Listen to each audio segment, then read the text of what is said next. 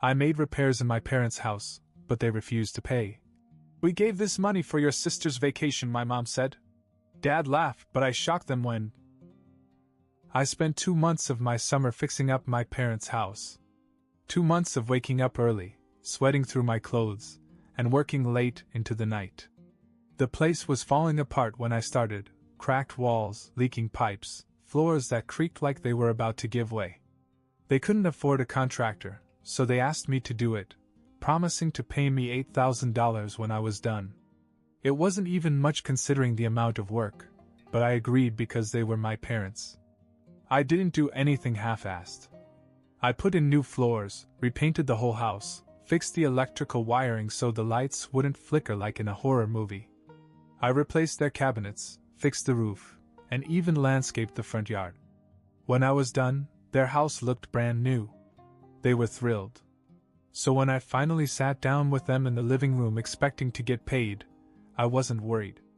My mom was pouring herself a cup of tea. My dad was stretched out on his recliner, looking like he didn't have a care in the world.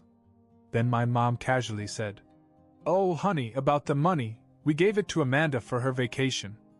I laughed. Actually, I laughed because for a second I thought she was joking. My dad chuckled a little too, like this was some kind of funny misunderstanding. "Yeah," he added, shaking his head like I was being silly. "Amanda and Josh really needed a break before the wedding. It's a stressful time for them."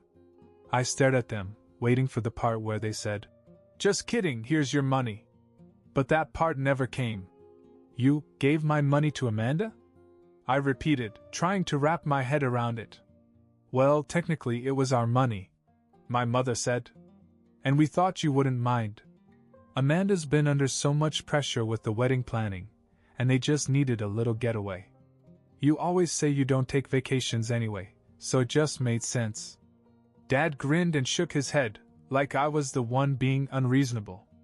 I felt a cold pit in my stomach. "You promised to pay me." My mom sighed like I was being difficult. "And we will, eventually. But right now, Amanda needs it more. You understand, right?" I looked at my dad, hoping he'd say something, but he just leaned back in his chair, still grinning like this was a lesson I should learn. Then I said, "Well, then I hope you understand that I'm done doing anything for you." Her smile instantly disappeared. My mom's face fell as if I had just cursed her. My father sat up in his chair, no longer amused. They had expected me to be upset, maybe even argue a little, but they hadn't expected me to flat out say I was done with them. "Brian, don't be dramatic," my mother said. I stood up. "Dramatic? I worked on this house for 2 months, and you just gave my money away?" My dad scoffed. "It's not like you needed it right now." I laughed, but there was no humor in it. I wasn't going to waste my breath arguing with people who clearly didn't respect me. I walked out. They called after me, but I ignored them. A few days went by. I didn't return their calls or texts. I wasn't ready to deal with them. Then, out of the blue, Amanda called me. "Hey, Brian. Are you okay?" "You didn't answer Mom's calls." I kept my voice calm. "Did they tell you why?" She hesitated. "No, just that you were upset about something." Of course they didn't tell her. I sighed. "Amanda, do you know where they got the money for your vacation?" Silence. Then, "What do you mean?"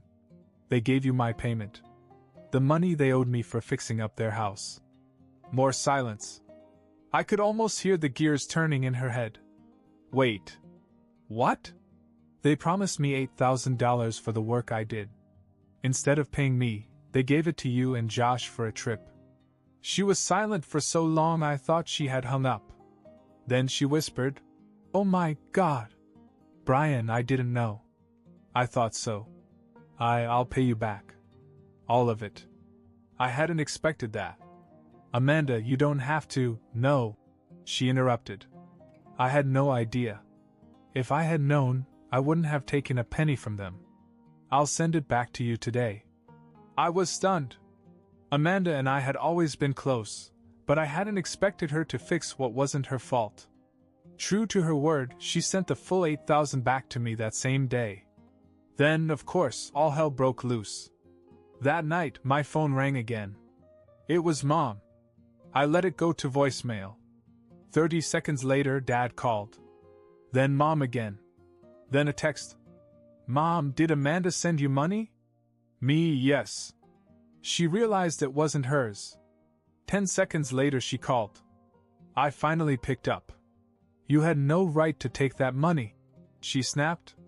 I actually laughed. Are you serious? You gave her my money. She gave it back to me. That's called righting a wrong. You made her do it. Amanda made her own decision. You should be proud. She actually knows the difference between right and wrong. She gasped as if I had just slapped her. Dad got on the phone. You're going to send her the money back. No. I hung up. And that's when I decided that if they were going to act like selfish, entitled people, maybe it was time they learned what it felt like to be on the receiving end. For the next few days, my parents went into full meltdown mode. They called me nonstop, left me voicemails, and sent me long, dramatic texts about how I was tearing the family apart over a few measly dollars. Dad even tried to send me a text that just said, "Give the money back. This is final." Final?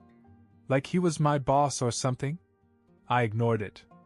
Then, out of nowhere, my mom showed up at my apartment. I heard knocking, then the doorbell ringing over and over. I looked through the peephole. There she was, arms folded, looking pissed. I thought about not answering, but I knew she wouldn't leave. So I opened the door. She came in without waiting for an invitation. We need to talk. No, we really don't. She sighed dramatically and pulled out a folded piece of paper and handed it to me. It was a bill. For rent.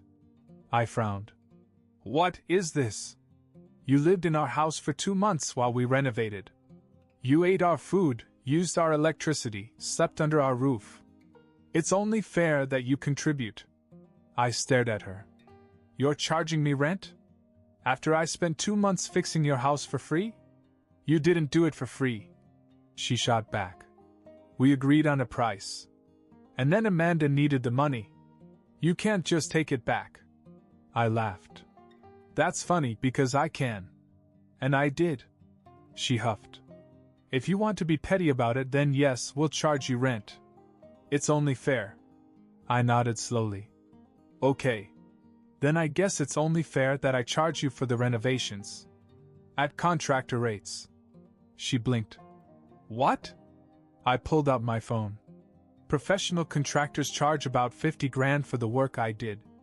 Subtract the $8,000 you owed me, and you still owe me $42,000. She looked as if she'd swallowed a lemon. Brian, don't be ridiculous. I grinned. No. You're right. It's only fair. She opened and closed her mouth, then stood up. Your father will hear about this. Tell him I'll take checks or wire transfers. She stormed out. And that's when I had an idea. If they wanted to play dirty, I could play dirty.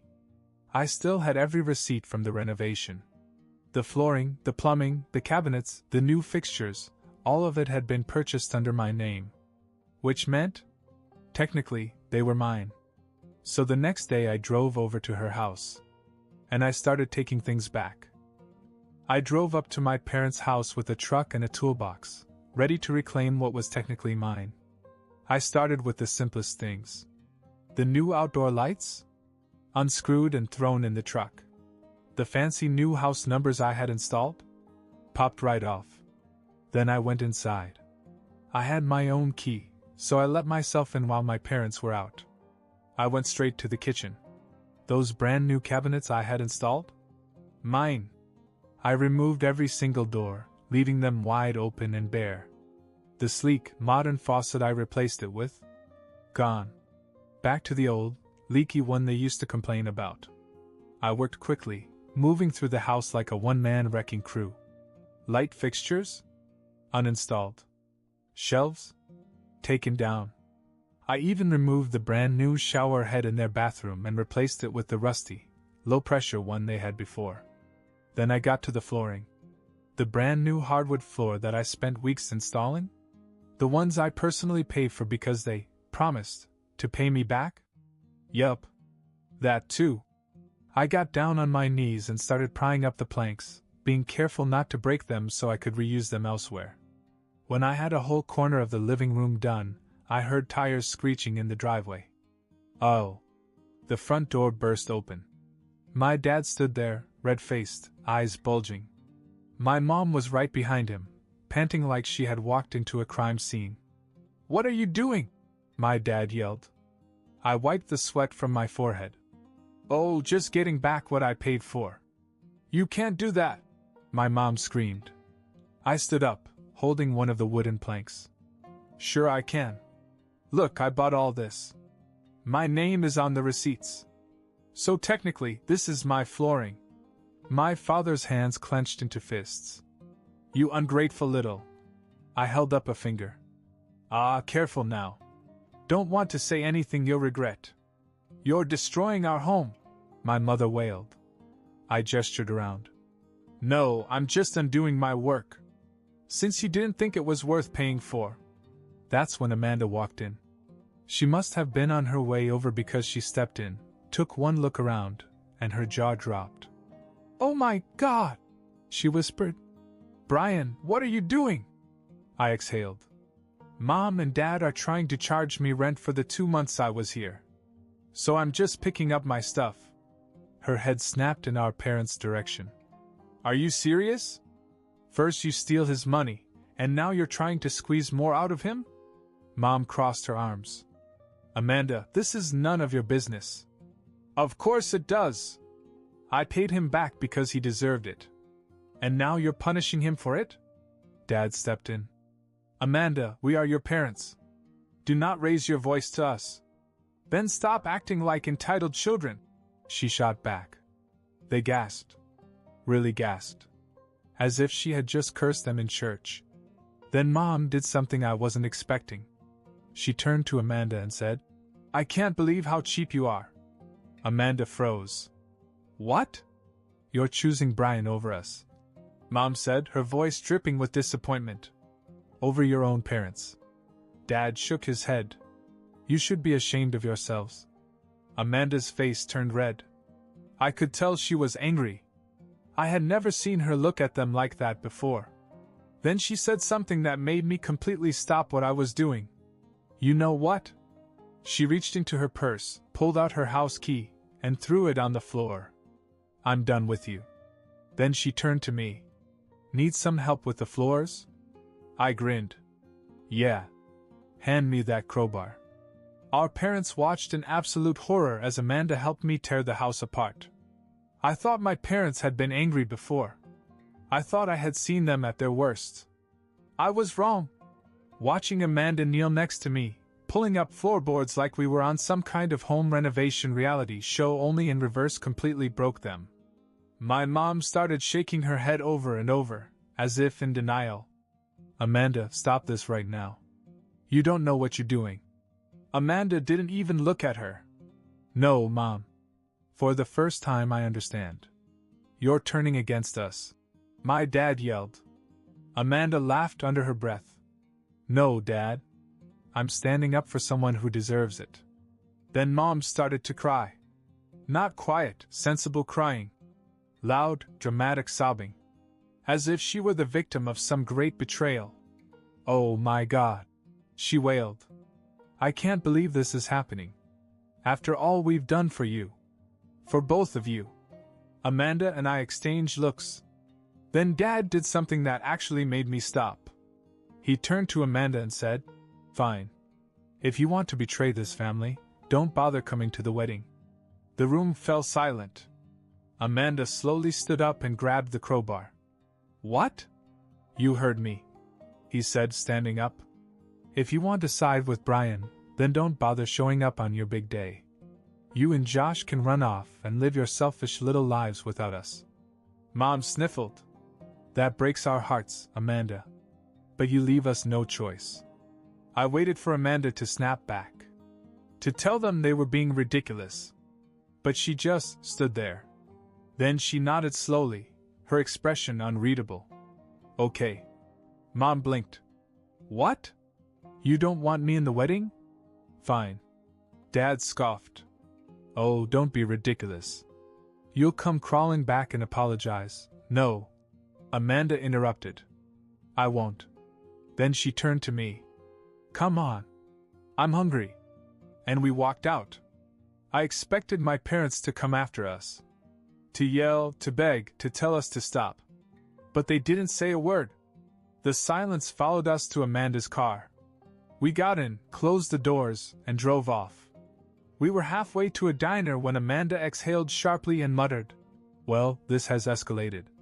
I looked at her. Are you okay? She gripped the wheel. Nope. But you were right. They don't respect us. They only care about themselves. I didn't know what to say. Then she snorted. Really? The look on Dad's face when I threw down my key? Totally worth it. I grinned. Yeah. And you should have seen Mom when you picked up that crowbar. Amanda laughed. Then, after a moment, she asked, What are you going to do next? I thought about it. About how they had used me, taken me for granted, and thrown a tantrum when I finally fought back. Then I smiled. Oh, I'm not done yet.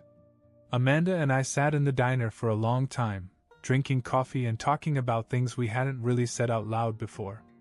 How our parents had always favored her, but not in a loving way, more like she was an investment because she was getting married to someone they approved of.